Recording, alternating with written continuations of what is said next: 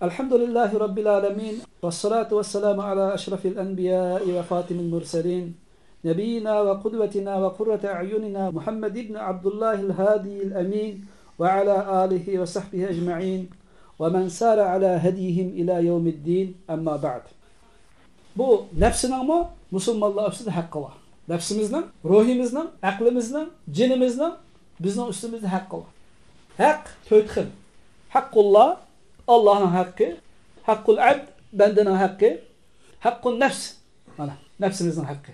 Hakkul mahlukat, bizgi tevhe, koykala, delderek, la'nın hakkı. Bizgi tevhe, ne olgan bolsak, kuş bakkan bolsak, bilik bakkan bolsak, onun hakkı var. Mana bir şeydi ki, biz tilgili ötken üçüncü hak, hakkul nefs. Bu şu nefsimizden bizden üstümüzdeki hakkı. Birinci, en mühim orun turgan hakkı ise, hakkullah, Allah'ın hakkı. Ana deyinkin, kıyrindaşlarımızdan hakkı, hakkul abd. Ana deyinkin, nefsimizden hakkı. Ahir turdığını, mahlukatların hakkı. Demek, nefsinin Müslümanlığa üstüde hakkı var. Bunu hem Resulullah sallallahu aleyhi ve sellem, İmam Bukhari rivayet kılgan, Sahih hadiste, Sadaka Salman, Salman rast etti, doğru etti de test kılgan sözü de, Salman ibn Faris'in gibi bu. Nefsimizden, bizden üstümüzde hakkı varlığını Resulullah ispatlagan. Resulullah sallallahu aleyhi ve sellem Medine'ye hicret kılgan muhacirlarını eşerik ensarlarla dostlaştırıp koydu. Şu çağda Resulullah sallallahu aleyhi ve sellem hicret kıp gelgen Salman Faris razıyallahu anhu'nu ensar olan Ebu Darda razıyallahu anhu'la dostlaştırıp koygan.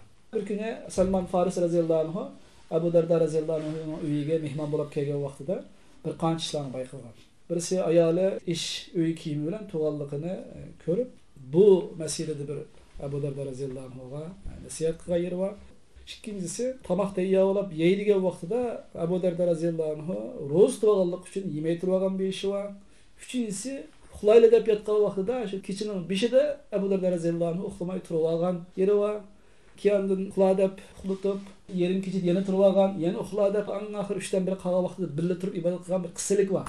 Bizga niyadiki hazır kerak yer qaysi desa, şu demekçi ayalığının öyünün kiyimini kiyip jügellik bir mezgil arayallık münasebetinde taşlap koyganlığı da alarak kılgan bolsa, şu yerde tamak yemey tuğanlığı köprek roz düşüle ötebatkanlığı da alarak kısa, keçinin tünce evvel vakitlarda ibadet kılmen degenlik keçilerini biler ötküzübatkanlığı da alarak kıladı. Mana bu meselelerde nefsinin ki hakkı tesir uçurabatkan ahval var bir yerde. Şu sebepten Salman Faris razıyallahu anhu nemi degen ve inne li nefsike aleyke hakka degen. Hakikaten Ebu Darda nefsinin senin üstünde hem hakkı var degen.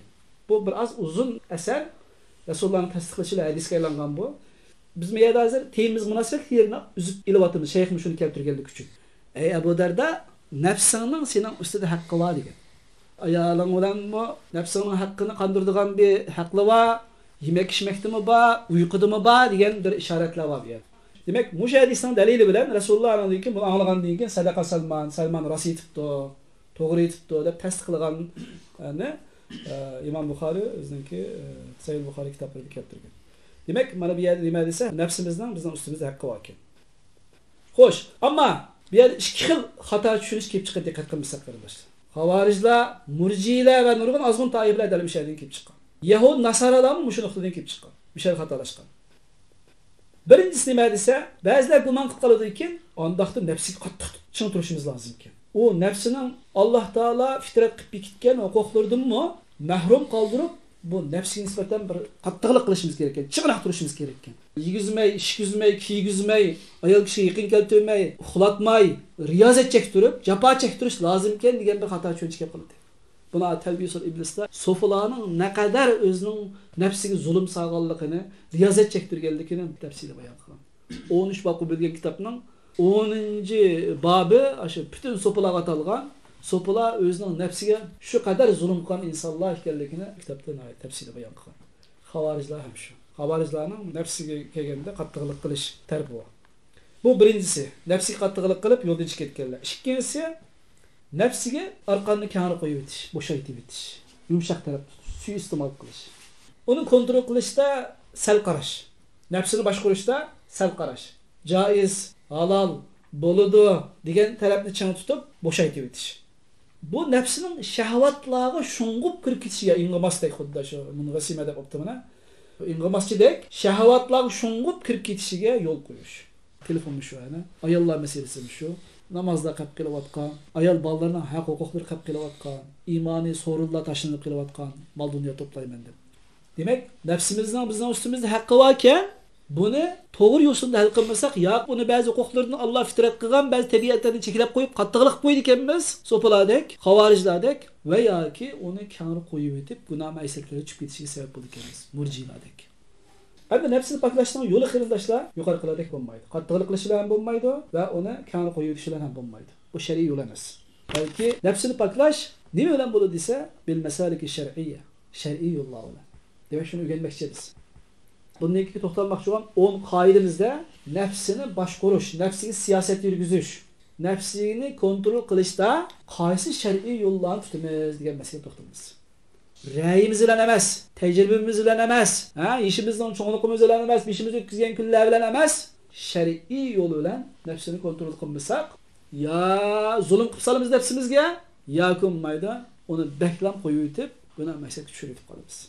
Endi bu yerdagi shar'iy yo'l nima bilan bo'ladi desa, bit tawassut val i'tidal. Bu nafsini kontrol qilishning yo'li birisi tawassut, ya'ni ifrat emas, haddi deyishma emas, tafrid. Bo'shaytib yetishma emas, ikkisining o'rtaligida. Vasat, ummatun vasata. O'rta hol. Ma barmoqni al-wusta deymiz. Nima uchun? Qolgan 4 barmoqni o'rtaga joylashganlik uchun. Asr namozini salatul wusta deymiz. Nimishqa? Qolgan 4 namozni o'rtaga joylashganlik uchun. Shu bu yerdami? Bu nafsini shar'iy kontrol qilish uchun qanday qilish kerak qarindoshlar? O'rta hol. Adadashmay, bakmi bo'shaytib etmay, o'rta hol.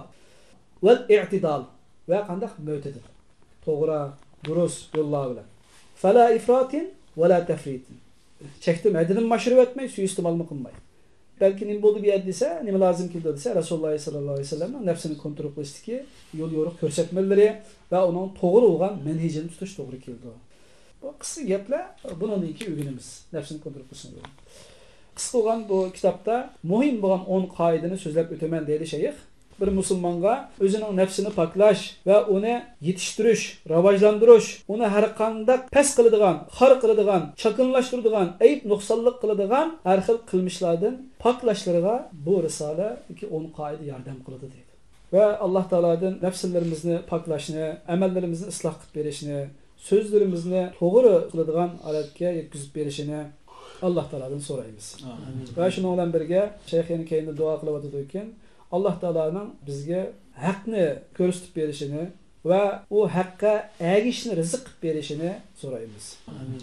Va Alloh subhanahu va taolaning bizni go'zal axloqqa va solih amallarga yetaklashini ham so'raymiz. Amin.